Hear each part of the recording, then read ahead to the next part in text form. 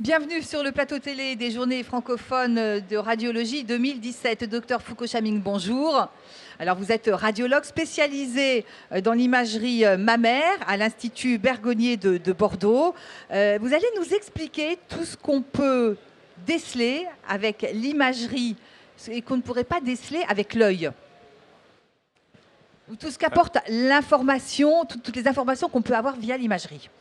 Alors, en fait, aujourd'hui, l'avènement et le développement de nouveaux logiciels mathématiques permet d'extraire des images donc radiologiques, des différentes techniques d'examen, beaucoup d'informations qui sont potentiellement pas accessibles à l'œil humain.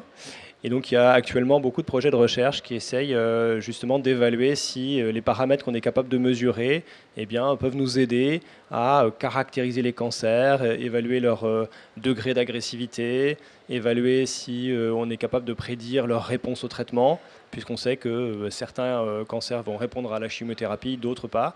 Et on essaie d'avoir des éléments qui nous permettent de sélectionner les patients qui vont bien répondre à tel ou tel traitement. Parlez-nous des travaux de recherche que vous avez publiés. Alors moi, je me suis intéressé dans plusieurs travaux sur la réponse à la chimiothérapie avec différentes techniques. Récemment, j'ai fait un travail sur ce qu'on appelle l'analyse de texture, c'est-à-dire l'analyse mathématique de l'hétérogénéité tumorale. L'idée, c'est de dire que l'aspect des cancers en imagerie, leur hétérogénéité, est associée à leurs caractéristiques histologiques et éventuellement à leur réponse au traitement.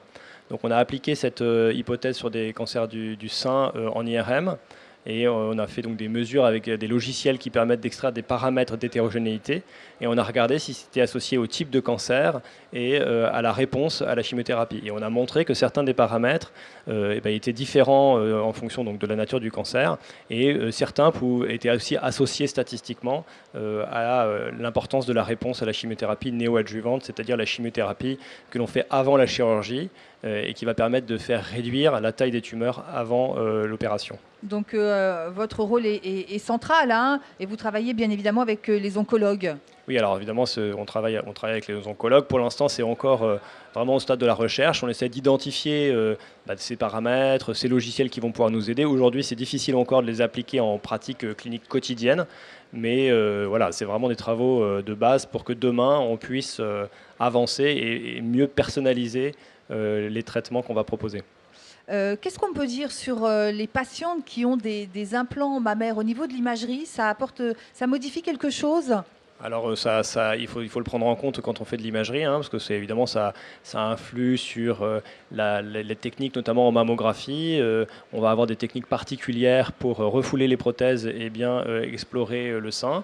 Mais si ces techniques sont correctement utilisées, on garde des performances tout à fait satisfaisantes pour la détection des cancers du sein. Ce d'autant qu'en général, les cancers du sein se développent en avant des prothèses et donc ça ne limite pas significativement la détection de ces cancers. Alors vous avez participé à plusieurs sessions. La dernière portait sur effectivement les réponses à la chimio néoadjuvante. Qu'est-ce qui s'est dit pendant cette session? Vous pouvez nous faire un retour? Alors ça, c'est la réponse à la chimiothérapie néoadjuvante, c'est la session où je vais tout à l'heure en fait. Donc, pardon, excusez-moi.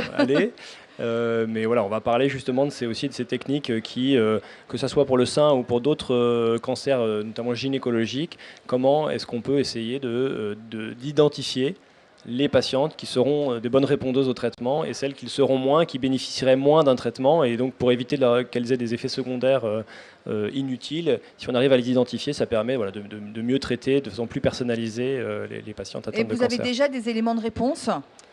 Je vous dis, c'est encore vraiment assez fondamental. Donc on voit que ces techniques d'imagerie avec ces différents logiciels peuvent nous donner quelques éléments, mais c'est vraiment encore au stade de la recherche. Hein.